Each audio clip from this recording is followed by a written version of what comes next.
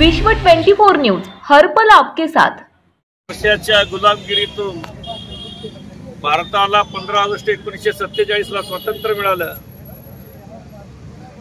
आणि स्वातंत्र्य मिळाल्यानंतर या देशाचं संविधान, या देशाची राज्यघटना लिहिण्याची जबाबदारी देशाचे सर्वोच्च नेते, भारतीय राज्यघटनेचे शिल्पकार, परमपूज्य बोधिसत्व महामानव डॉक्टर बाबासाहेब आंबेडकर यांच्याकडे ही जबाबदारी दिली।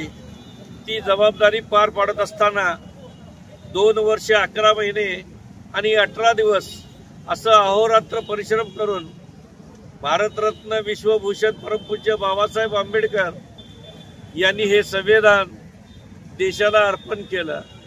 या संविधानामध्ये देशातील सर्व जाती धर्माच्या बंधू भगिनींना न्याय मिळावा, समानता असावी, देशामध्ये एकता नांदावी आणि लोकशाहीची मूल्ये जपावी, याकरता हे संविधान लिहिलं। ज्या संविधानाच्या माध्यमातून आज संविधानाला 76 वर्ष पूर्ण होत आहेत आणि या 76 वर्षाच्या संविधानाद्वारे भारत देश आज जगामध्ये महासत्ता बनलेला आहे। हे खरं तर डॉक्टर बाबासाहेब आंबेडकरांनी लिहिलेल्या संविधानाचा विजय आहे, महत्त्व आहे असं मी या ठिकाणी मानतो।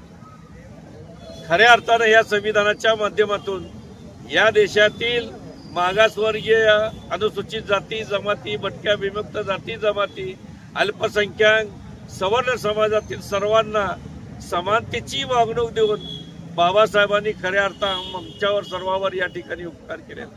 स्त्री पुरुष हा भेदभाव या ठिकाणी संपवून खऱ्या अर्थानं 50% भूमिका ज्यावेळेस डॉक्टर बाबासाहेब आंबेडकरांनी या संविधानामध्ये मांडली, ती भूमिका खऱ्या अर्थानं देशाच्या पंतप्रधानांनी गेल्या लोकसभेच्या अधिवेशनामध्ये 50% स्त्रियांना हक्क देण्याचे अधिकार जाहीर केले आणि बाबासाहेबांच्या स्वप्नाचा या ठिकाणी खऱ्या अर्थानं विजय झाला। कारण पूर्वी 33% आरक्षण होतं, आता 50% पुरुष आणि 50% स्त्रिया, ह्या खऱ्या अर्थानं जे बाबासाहेबांचं स्वप्न होतं स्त्री पुरुष समान, ही भूमिका मांडलेली संविधानाच्या माध्यमातून ते पूर्ण झाल्याचं आपल्याला या ठिकाणी दिसून येतं। अजूनही हे संविधान जोपर्यंत आहे तोपर्यंत या देशाची प्रगतीच होत राहणार आहे आणि या संविधानाला देशामध्ये सध्या चाललेलं वादळ, विचारधारा, बदललेली मनुवादी वृत्ती, हे सर्वजण एक वादळ उठवतात की संविधानावर गंडांतर यावं लागलंय।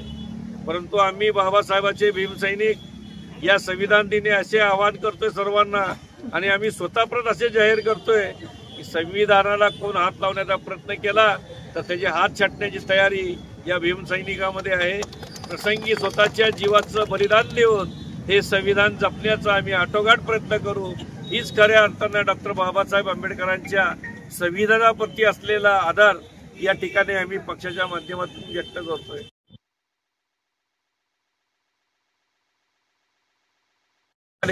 एकत्रपणे जातीभेद नष्ट करून राहतात, हे खऱ्या अर्थानं हा संविधानाचा विजय। या संविधान दिनाच्या सर्व भारतीयांना लाख लाख शुभेच्छा।